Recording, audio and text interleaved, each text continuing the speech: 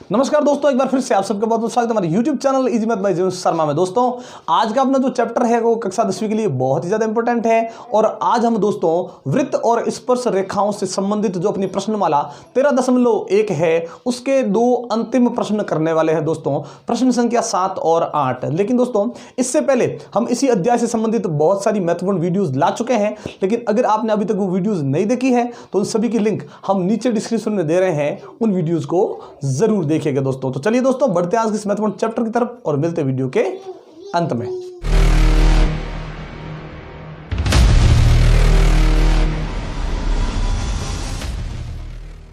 इस प्रश्नमाला का 7वां जो प्रश्न है उसमें है कि आकृति 13.13, ये जो हमें आकृति नजर आ रही है उस आकृति में वृत्त का केंद्र O है और बाह्य बिंदु P से, ये देखिए बाह्य बिंदु P से दो स्पर्श रेखाएं PA और PB खींची गई है। PB ये रही, PA ये रही और वृत्त को क्रमशः A और B बिंदु पर स्पर्श करती है। तो सिद्ध कीजिए कि ये जो OP रेखाखंड है, जो केंद्र और उस बाह्य बिंदु को मिलाने वाला रेखाखंड जो OP है, वो OP इस AB का समद्विभाजक है। समद्विभाजक यानी समान दो टुकड़े करने वाला, यानी जो OP है उसने इस AB के ये जो दो टुकड़े कर दिए हैं वो दोनों बराबर है या नहीं, यही बात हमें सिद्ध करनी है। तो चलिए सबसे पहले जो प्रश्न में दिया गया है पहले हम उसे लिख देते हैं। क्या दिया गया इस प्रश्न के अंदर? तो शुरुआत में दिया गया है कि भी आकृति में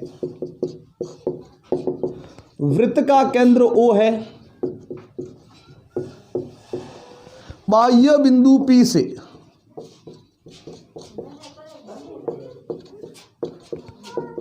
दो स्पर्श रेखाएं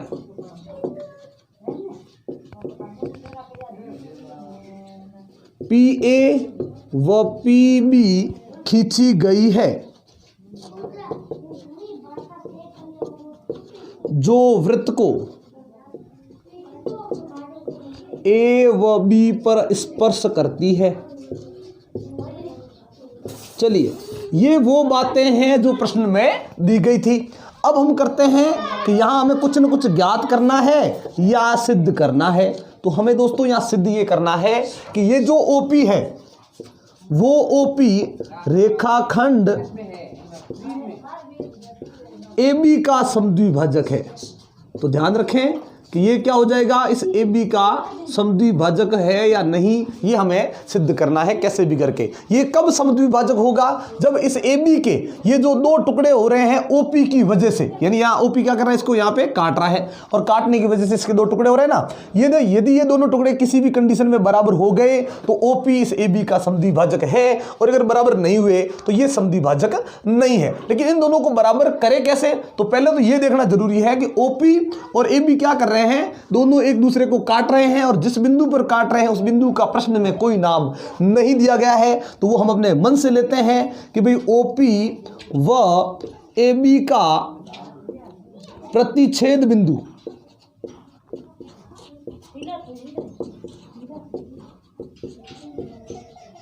इन दोनों का जो प्रतिच्छेद बिंदु है वो हम अपने मन से ले लेते हैं। चलिए हमने ले लिया, ठीक है, C ले लिया, तो प्रतिच्छेद बिंदु C लिया। तो चलिए हमने यहाँ पे बिंदु अंकित कर दिया है C।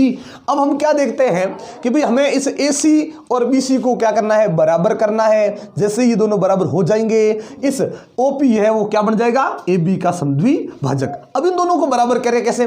तो कक्षा 9वीं में हमने ये पढ़ा था कि जब कोई अलग अलग इस प्रकार से भुजाओं को बराबर करना हो और ऐसा हमें लगे कि वो जो भुजाएं हैं वो किसी त्रिभुज की भुजा है और ये है वो भी किसी त्रिभुज की भुजा है, अगर हम अंदर ना देखें और बाहर की तरफ देखें तो ये जो दो टुकड़े हैं वो क्या है, ये जो टुकड़ा है वो इस तरफ एक त्रिभुज बन रहा है, ये देखिए ACP, ये जो त्रिभुज बन रहा है उस त्रिभुज की क्या है, भुजा। और इसके जो बराबर करनी है वापस BC, वो क्या है, इस नीचे वाले त्रिभुज यानी BPC, इस त्रिभुज की ये क्या बन गई, भुजा। तो ऊपर भी एक त्रिभुज है, नीचे भी त्रिभुज, अंदर की तरफ करें तो ऊपर भी एक त्रिभुज है और नीचे भी त्रिभुज है। तो इस प्रकार से ध्यान रखें दोस्तों, ये दोनों त्रिभुज लेके करेंगे तो भी सही होगा और बाहर वाले ये दोनों त्रिभुज लेके करेंगे तो भी सही ही होगा, वो गलत नहीं होगा। और हमें कैसे भी करके ये AC और BC बराबर करनी है। तो ध्यान ये रखना है कि जब अलग अलग त्रिभुजों की कोई भुजा आपस में बराबर करनी हो तो ऐसी कंडीशन में पहले उन दोनों त्रिभुजों को सर्वांग सम करना पड़ेगा। ध्यान रखें दोस्तों, इसमें सर्वांग समता का प्रयोग करेंगे, न कि समरूपता का, क्योंकि समरूपता का प्रयोग कब करना है, जब आपस में भुजाओं को बराबर नहीं करना हो, भुजाओं का अनुपात बराबर करना हो, वहां हमें समरूपता का प्रयोग करना है। या हम सर्वांग समता का प्रयोग करेंगे और उसके लिए ये बिंदु हमने अंकित कर दिया है। और अब हम लेते हैं त्रिभुज। ठीक है, अगर आप चाहो तो ऊपर वाले दोनों में से कोई एक त्रिभुज ले सकते हो, नीचे वाले में से भी दोनों में से कोई एक त्रिभुज लेंगे, लेकिन एक बार जो त्रिभुज ऊपर ले लिया हमने एक, उसके संगत ही हमें नीचे की तरफ लेना है। तो चलिए हम बार वाले त्रिभुज लेते हैं। इस त्रिभुज का नाम देखिए ऊपर वाले का ACP। ध्यान रखिए दोस्तों, ACP साहब आ गए। चलिए त्रिभुज ACP और यहां पे देखिए वापस BCP, नाम ऐसा जो उसके संगत हो। तो चलिए ACP और त्रिभुज BCP में अब इन दोनों त्रिभुजों के अंदर देखते हैं। और हमें पता है कि भी इन दोनों की हमें भुजाएं बराबर करनी है। AC और BC पहले से बराबर नहीं लिखनी है, हाँ इनको बराबर करना जरूर है।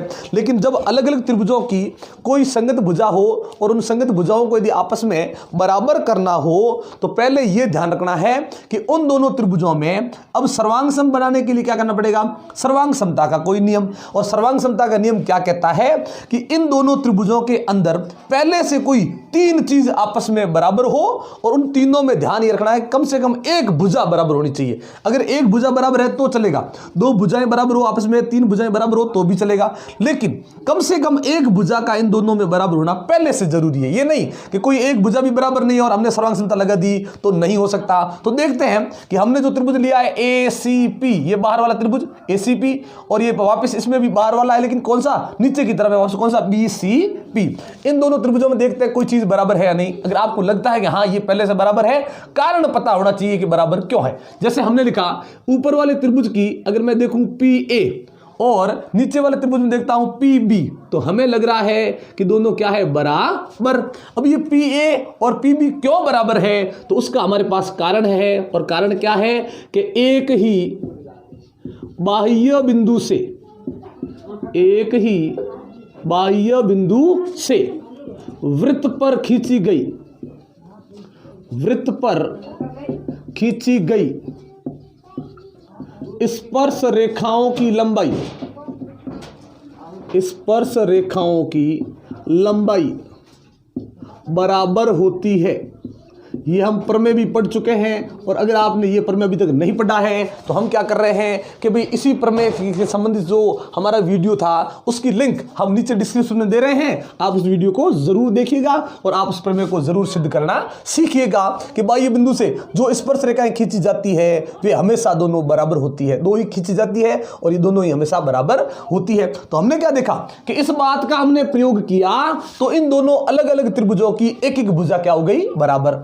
और भी अगर आपको कोई चीज लगती है बराबर तो वो कीजिए। हमें लग रहा है सर कि यहां पे इस PC जो भुजा है वो इस PC भुजा को देखा जाए तो वो ऊपर वाले त्रिभुज की भी भुजा है और नीचे वाले त्रिभुज की भी भुजा है। तो PC बराबर PC, और लिखेंगे कारण क्या लिखेंगे, उभयनिष्ठ, यानी ये पूरी की पूरी जो PC भुजा है वो पूरी तरह से दोनों में काम आ रही है। ये नहीं है कि भाई आधी इसमें आ गई आधी इसमें आ गई, ऐसा नहीं है, पूरी की पूरी दोनों में बराबर है, उभयनिष्ठ है तो ये भी हो जाएगी बराबर। तो दो चीजें बराबर हो गई है इन दोनों त्रिभुजों की। लेकिन दो चीजों से सर्वांग समता नहीं बनती।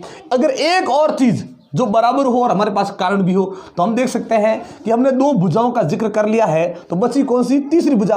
लेकिन ये तीसरी भुजा और ये तीसरी भुजा आपस में बराबर है नहीं, वो हमें बराबर करनी है। हम बराबर करेंगे तभी तो ये सर्वांग होगी। भाई OP है वो AB का क्या है, समद्वि भाजक। तो अगर पहले से आपने AC और BC को बराबर लिख दिया तो वो गलत हो जाएगा, क्योंकि अभी AC और BC है वो बराबर नहीं है। तो कोई एक और चीज, अब भुजाओं के बारे में कोई नहीं मिल रही है तो कोणों के बारे में देख लो। कोई भी एक कोण अगर आपको लगता है कि इस त्रिभुज का और इस त्रिभुज का पक्का है कि बराबर है और हमारे पास पुख्ता उसका कारण भी होना चाहिए। तो एक कोण का हमारे पास कारण है और हम बता रहे हैं आपको, ये जो कोण P पर इस OP, ये जो रेखाखंड है ना, उसकी वजह से इस बिंदु P पर जो दो कोण बन रहे हैं ये दोनों कोण बराबर है और उसका हमारे पास कारण भी है। तो चलिए पहले बराबर लिख देते हैं। ये जो कोण है बन रहा है, अगर मैं इस कोण को लिखूं APC तो गलत नहीं होगा। अगर मैं इसे कह दूं कोण फिर P और इस रेखाखंड को सीधा मैं C तक ना रोक के O तक ले जाऊं तो भी वो गलत नहीं होगा, क्योंकि ये रेखाखंड में ये C और O ये सब एक ही रेखाखंड पर स्थित है।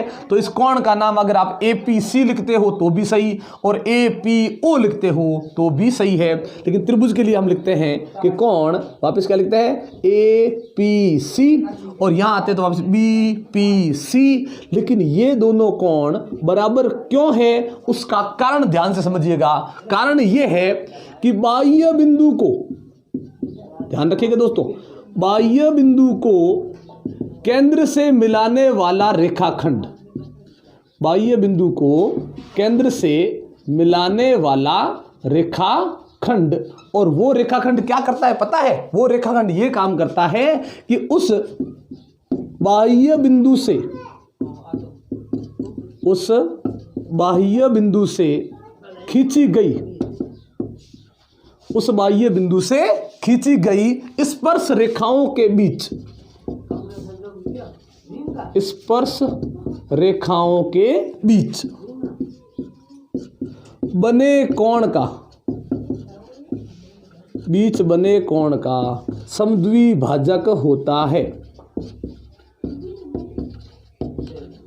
तो हमेशा ध्यान रखिएगा दोस्तों, जब भी किसी बाह्य बिंदु से दो स्पर्श रेखाएं खींच ली जाए तो वहां पे क्या बन जाता है, एक कोण बन जाता है। और फिर यदि उस बाह्य बिंदु को केंद्र से मिला दिया जाए, उसी वृत्त के केंद्र से मिला दिया जाए, तो फिर वो रेखाखंड क्या करेगा, यहां बिंदु P पर जो स्पर्श रेखाओं के बीच में कोण बना है उस कोण के दो बराबर टुकड़े कर देता है। तो ये कोण और ये कोण क्या हो गया, बराबर। उसका हमने ये बता दिया कारण। तो ध्यान ये रखना है दोस्तों, ये नहीं है कि आप, हम जो ये तरीका बता रहे हैं इस प्रश्न को हल करने का केवल एक ही तरीका है, एक तरीका नहीं है। ये देखिए हमने वो बाहर वाले त्रिभुजों का इस प्रकार से जिक्र किया, ठीक है। अगर आप अंदर वाले इन त्रिभुजों का जिक्र करते तो भी गलत नहीं होता, सही होता। तो ये बात जो हमने लिखी है ना, उस बात में ये भी ध्यान रखें कि जब बाह्य बिंदु से स्पर्श रेखा खींची जाए, फिर उनके स्पर्श बिंदुओं को केंद्र से मिला दिया जाए, त्रिज्याएं खींच ली जाए, तो उन दोनों त्रिज्याओं के बीच में भी क्या बनता है, कोण बनता है।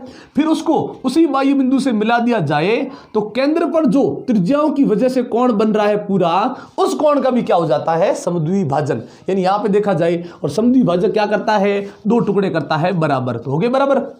अब हमें देखना है कि तीन चीजें बराबर हो गई दो अलग अलग त्रिभुजों की, और जब दो अलग अलग त्रिभुजों की तीन चीजें इस प्रकार से बराबर हो जाए जिनमें कम से कम एक भुजा भी शामिल होनी चाहिए, इसमें से जैसे हमने देखा ना दो दो भुजाएं हमने बराबर की है, लेकिन अगर एक भुजा भी अगर बराबर होती है तो वो सर्वांग समता का नियम बनता है। अब कौन सा नियम बना, दो भुजाएं ली और एक क्या लिया, कोण। तो ये दो भुजाएं कौन सी इस त्रिभुज में, इस आकृति में हमें देखना है पहले, PA और PC कहां है, देखिए ये रही PA और ये रही PC। हम ऊपर वाले त्रिभुज में देख रहे हैं, वही चीजें उस सामने वाले में देख सकते हैं, लेकिन यहां पे देखने से हमें नियम पता चल जाएगा, PA और PC।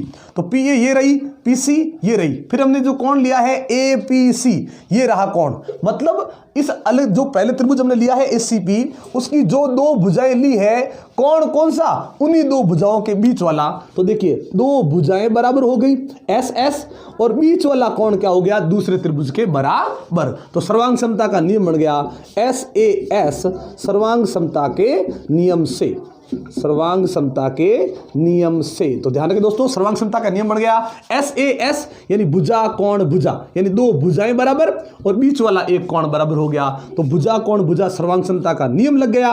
और जब सर्वांग समता का नियम लग जाता है, जो त्रिभुज हमने लिए थे शुरुआत में वे दोनों सर्वांग सम हो जाएंगे। तो एक त्रिभुज लिया था हमने ACP और एक त्रिभुज हमने लिया था BCP, और ये दोनों कैसे हो गए, सर्वांग सम। ये सर्वांग समता का चिन्ह है, बराबर लगा के ऊपर इस प्रकार से चिन्ह बना दो, ये सर्वांग समता का चिन्ह होता है। लेकिन केवल अगर हमने इस प्रकार से बनाया, ये बराबर नहीं लगाया नीचे, तो ये समरूपता का ध्यान रखें चिन्ह होता है, जो हमने 11वें अध्याय में पढ़ लिया था। चलिए अब हो गया सर्वांग सम। लेकिन सर्वांग सम करने से फायदा क्या होगा भाई, हमें तो सर्वांग सम कहां करना था, हमें तो ये करना था कि ये जो OP है वो AB के दो बराबर टुकड़े करता है या नहीं करता है। तो सर्वांग समता करने का फायदा क्या हुआ, क्योंकि सर्वांग समता का फायदा ये होगा कि जब दो अलग अलग त्रिभुज कोई नियम लगने के बाद सर्वांग सम हो जाते हैं। अब सर्वांग सम होने का मतलब है कि अब इन दोनों की हर एक चीज जो पहले बराबर नहीं थी या हमें पहले से पता नहीं था, उसका कारण हमें पता नहीं था, वे चीजें भी अब क्या होगी आपस में बराबर। तो अब चीजें देखिए, हमें क्या बराबर करना था, AC और BC। अब AC क्या है, इस पहले त्रिभुज की एक भुजा, और BC क्या है, दूसरे त्रिभुज की एक भुजा, और अब इन दोनों को बराबर करना था तो सर्वांग सम हो गए, मतलब ये भी आपस में क्या हो जाएगी, बराबर। कारण ये होगा कि भाई सर्वांग सम त्रिभुजों की, सर्वांग सम त्रिभुजों की संगत भुजाएं समान होती है। अगर हमें कोण बराबर करना होता तो कोणों के बारे में लिखते हैं कि ये कोण और ये कोण बराबर करना है, तो कोणों के बारे में यह बात लिख देते। लेकिन सर्वांग सम एक बार हमने कर दिया तो सर्वांग सम का मतलब अब हर एक चीज जो हमें पहले से पता नहीं है बराबर है या नहीं, वो भी अब आपस में क्या हो जाएगी, बराबर। तो ऊपर वाले त्रिभुज की हमने भुजा ले ली कौन सी, AC, नीचे वाले त्रिभुज की हमने भुजा ले ली BC, और ये दोनों क्या हो गई, बराबर हो गई। क्योंकि सर्वांग सम जो त्रिभुज हो जाते हैं उनकी संगत भुजाएं, ठीक है, एक जैसी दिखने वाली भुजाएं क्या हो जाती है, बराबर। अब ये बराबर हो गई तो इसके बताओ ये AC और BC जो टुकड़े बराबर हुए हैं, वे दोनों टुकड़े हैं किसके, AB के ही तो हैं। अब AB के जो टुकड़े हुए और टुकड़े कैसे हो गए, बराबर। तो इसका मतलब इस AB के टुकड़े करने वाला जो OP है वो क्या है, रेखाखंड AB का समद्विभाजक है। तो हम लिखेंगे कि अतः OP रेखाखंड AB का समद्विभाजक है, और यही हमें सिद्ध करना था। ये हो गया अपना हैंस प्रूव, यानी हमने प्रश्न सिद्ध कर लिया है। अब देखिए दोस्तों कि भाई इसी आकृति से संबंधित हमें अगला प्रश्न, 8वां जो प्रश्न है वो इसी आकृति से संबंधित है। तो चलिए करते हैं 8वां प्रश्न कि आकृति 13.13 में बाह्य बिंदु P से O केंद्र वाले वृत्त को PA और PB दो स्पर्श रेखाएं क्रमशः A व B पर स्पर्श करती है। तो ये हमें प्रश्न में दिया गया है। क्या दिया गया है, तो वापस वही बाह्य बिंदु P से, बाह्य बिंदु P से O केंद्र वाले वृत्त को दो स्पर्श रेखाएं PA व PB क्रमशः A व B पर स्पर्श करती है।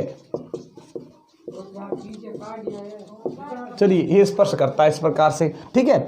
अब हमें यहाँ पे सिद्ध क्या करना है दोस्तों, ध्यान रखिएगा, हमें यहाँ पे सिद्ध करना है कि PAOB चक्रीय चतुर्भुज है। कौन सा चतुर्भुज बताना है हमें, चक्रीय चतुर्भुज। ध्यान रखें दोस्तों, जो चतुर्भुज हमें सिद्ध करना है उसके बारे में हमें गुण पता होने जरूरी है, उसकी विशेषताएं हमें पता होनी बहुत जरूरी है। अगर हमें इसकी विशेषताओं के बारे में पता नहीं है तो हम सिद्ध नहीं कर पाएंगे कि ये चक्रीय चतुर्भुज है या नहीं। तो कौन सा चक्रीय चतुर्भुज हम देखिए, ध्यान रखें, PAOB। ध्यान रखें दोस्तों, P से शुरू किया, फिर A, फिर O, फिर B, अंतिम बिंदु B है, तो अंतिम बिंदु से वापस हमें शुरुआत वाले बिंदु तक जरूर जाना है। तो ये बन गया अपना एक चतुर्भुज, और ये चक्रीय चतुर्भुज है या नहीं हमें सिद्ध करना है। यानी इसमें हमें इस बाह्य बिंदु P को, ध्यान रखें दोस्तों, ये अंदर वाले इस O केंद्र से मिलाने की जरूरत नहीं है, मतलब इसकी हमें जरूरत नहीं है, और वापस इस A और B को जो मिलाया है उसकी भी हमें जरूरत नहीं है। तो जरूरत नहीं है तो इनको हमने हटा दिया है। हमें तो केवल ये चतुर्भुज बताना है कि चक्रीय चतुर्भुज है या नहीं। तो इसके बारे में ध्यान रखें दोस्तों, कोई भी चतुर्भुज चक्रीय चतुर्भुज कब होता है वो करने के लिए हम ये बताएंगे कि भाई इस चतुर्भुज में कोई चीज जो कोणों के बारे में हमें पता हो तो वो जरूर बताएंगे। जैसे ध्यान रखिएगा, हमें एक बात पता है, और बात क्या पता है वो ध्यान रखिएगा। हम जानते हैं, यानी प्रमेय है ये, हम जानते हैं कि स्पर्श बिंदु से, ध्यान रखें दोस्तों, स्पर्श बिंदु यानी वो बिंदु जहां पे स्पर्श रेखा वृत्त को स्पर्श करती है। यहां स्पर्श बिंदु दो है हमारे पास, A और B। स्पर्श बिंदु से खींची गई त्रिज्या, अगर मान लो, वैसे तो वृत्त के अंदर अनेक त्रिज्याएं होती है, लेकिन स्पर्श रेखा से खींची गई त्रिज्या स्पर्श रेखा पर लंब होती है।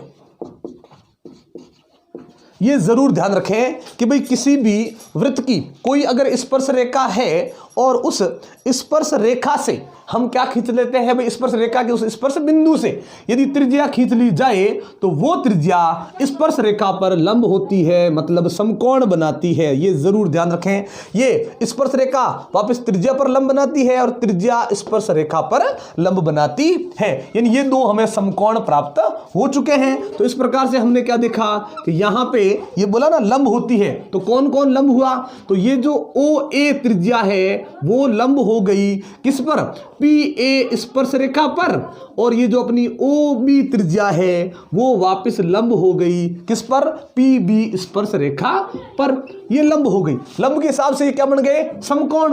यानी कौन कौन, कोण ओ ए पी, कोण ओ ए पी, और कोण वापस ओ बी पी, ये भी क्या बन गया, समकोण बन गया, और 90 डिग्री हमने इनका मान रख दिया। तो ध्यान रखें कि भाई कोई भी वृत्त हो उस पर यदि कोई स्पर्श रेखा स्पर्श करती है और उसके ही स्पर्श बिंदु से त्रिज्या खींच ली जाए तो वो त्रिज्या और स्पर्श रेखा के बीच में हमेशा समकोण बनता है। हो गया ये भी 90 डिग्री और ये भी 90 डिग्री। अब ये दोनों कोण तो हमें पता नहीं है, लेकिन ये पक्का हो गया कि ये 90 डिग्री है। अब ध्यान रखिएगा दोस्तों, जिस चतुर्भुज के अंदर ये नहीं है कि समकोण होते हैं वही चक्रीय चतुर्भुज होता है, ये इसका नियम नहीं है, लेकिन जिस चतुर्भुज में यदि आमने सामने वाले कोणों को जोड़ दिया जाए, जैसे इन दोनों कोणों का मान हमें पता नहीं है तो इनको अभी हम नहीं जोड़ रहे हैं, लेकिन इन दोनों का मान तो पता है, इनको जोड़ लो, और जोड़ने से 180 डिग्री अगर आ जाता है, यहां पे ध्यान रखिए दोस्तों, हम जोड़ रहे हैं कोण ओ ए पी प्लस कोण ओ बी पी, इसका मान कितना है 90, इसका भी मान कितना है 90। जैसे ही हमने इस प्रकार से दोनों कोणों को जोड़ा, हमने क्या देखा कि दोनों का जोड़ हो गया 180। अब ध्यान रखिए दोस्तों, इन दोनों कोणों का जोड़ 180 हो चुका है, लेकिन अभी तक इनका जोड़ 180 हुआ नहीं है। तो अगर ऐसा चतुर्भुज जिसके सम्मुख कोणों को जोड़ने पर मान 180 डिग्री आ जाता है, उस चतुर्भुज को चक्रीय चतुर्भुज कहते हैं। मतलब अभी तक इन कोणों का जोड़ तो 180 डिग्री हो गया, अब इनका भी जोड़ करके देखते हैं। तो हमें क्या पता है कि चारों का जोड़ कितना होता है, तो वो हमें पता है कि सर चारों का जोड़ है वो कितना होता है 360 डिग्री। हम जोड़ना शुरू करते हैं। हम चलिए इसको पहले जोड़ते हैं, कोण ए पी बी, कोण ए पी बी प्लस वापस कोण, इसको सामने वाले जोड़ देते हैं पहले, ठीक है। तो कोण ए ओ बी प्लस, ये दोनों जोड़ दिए, अब इनको जोड़ देते हैं। तो कोण ओ ए पी और कोण ओ बी पी, अब चारों का जोड़ 360 डिग्री होता है। क्यों? क्योंकि ये क्या है, चतुर्भुज के अंतः कोण, इसमें कोई नियम नहीं, कोई विशेषता अलग बात है नहीं, क्योंकि चतुर्भुज में चारों कोणों को जोड़ेंगे हमेशा 360 डिग्री होगा। तो हम इसके बारे में लिखेंगे चतुर्भुज के अंतः कोण, चतुर्भुज के जो अंतः कोण होते हैं ना, उनका जोड़ हमेशा 360 डिग्री होता है। अब ये जो शुरुआत में हमने कोण लिखे हैं, एक कोण हमने लिख दिया है ए पी बी, जिसका हमारे पास कोई मान नहीं, ठीक है छोड़ देते हैं, प्लस ए ओ बी, इसका मान भी हमारे पास नहीं है, इसको भी छोड़ देते हैं। लेकिन ये जो कोण है ना ओ ए पी और ओ बी पी, ऊपर देखिए O A P O B P, चलिए इसको समीकरण नंबर 1 लगा देते हैं यहाँ पे। तो ओ ए पी और ओ बी पी दोनों को जोड़ने के बाद कितना आता है 180, तो ये रहा दोनों का जोड़, यहाँ पे लिख देते हैं 180 और बराबर में कितना दोस्तों 360। अब ये यहाँ रह जाएंगे, कोण ए पी बी प्लस कोण ए ओ बी, ये हो गया इस प्रकार से। तो बराबर में क्या आएगा 360, तो ये है ही, ये प्लस का 180 उस तरफ जाएगा तो हो जाएगा माइनस का 180, तो ये क्या बच जाएगा A P B plus A O B और बराबर रह जाएगा 180। 360 में से 180 घटा दिया, ये 180 आ गया। तो हमने क्या देखा कि सर ये जो चतुर्भुज अंदर बन रहा है, कौन सा चतुर्भुज, ये ठीक है, ए ओ, ठीक है, बी पी, कुछ भी नाम दे दो, जैसे इसमें नाम दिया गया पी ए ओ बी। तो ये चतुर्भुज हमने क्या देखा इस चतुर्भुज के अंदर कि भाई यहाँ पे ये दो सम्मुख कोण जोड़े, उनका योग भी कितना 180, यहाँ दो सम्मुख कोण जोड़े, इनका योग भी कितना 180। और जिस चतुर्भुज के अंदर ध्यान रखें कि सम्मुख कोणों का योग 180 डिग्री होता है, वो क्या होता है चक्रीय चतुर्भुज। तो हम लिख देंगे कि भाई अतः, ठीक है, अगर हम बात लिख देते हैं चलिए, ठीक है, कि जिस चतुर्भुज के सम्मुख कोणों का योग